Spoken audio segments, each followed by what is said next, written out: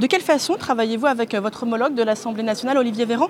Vous venez de le voir, je crois. Il faut bâtir un compromis ou c'est déjà fait avec le projet de loi du gouvernement?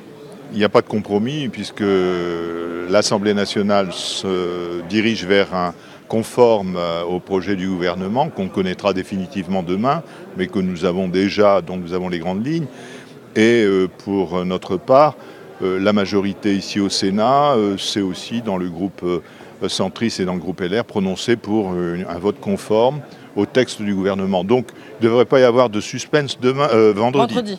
Et ça pourrait aller vite, selon vous, l'adoption de ce texte? Parce que ça va dépendre y a de aussi nos les collègues. Autres groupes qui pourraient vouloir présenter Bien des entendu, amendements. bien entendu. Je sais qu'il y aura des prises de parole, c'est légitime. Il y a une discussion générale, chacun s'exprimera.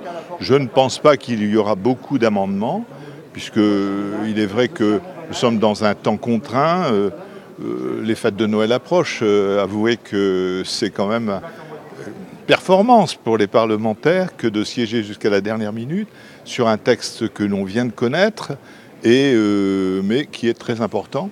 Et nous souhaitons donner et apporter une réponse aux Français dans les meilleurs délais. Il va y avoir finalement un article 4 qui va porter bien sûr la prime d'activité, la hausse de la prime d'activité, même si l'essentiel tout de même, les modalités techniques, etc., tout cela passe par décret. Et est-ce que finalement ce n'est pas là que se glisse le diable, dans ces fameux détails? Ce n'est pas regrettable que ces détails, le Parlement ne mette pas le nez dessus? Écoutez, je crois que l'article 4 prévoit une chose essentielle, c'est l'automaticité de cette prime, du versement de cette prime d'activité. Je rappelle qu'aujourd'hui, seulement 75% de ceux qui ont droit à la prime d'activité y accèdent, y ont recours. Il faut faire une demande à la CAF, à la Caisse d'allocation familiale. Donc tout ça est un peu lourd. Ce que nous souhaitons, nous parlementaires, c'est que tout le monde, tous ceux qui y ont droit, puissent y avoir accès. Je crois que c'est aussi la volonté du gouvernement.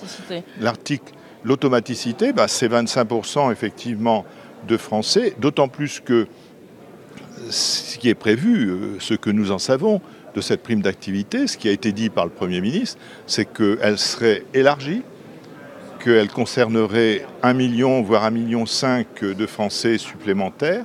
On passerait de 3 à 4 à plus de 5 millions de bénéficiaires. Donc il est important effectivement que les modalités soient claires et que effectivement le maximum, c'est-à-dire l'ensemble de tous ceux qui y ont droit, puissent y avoir accès.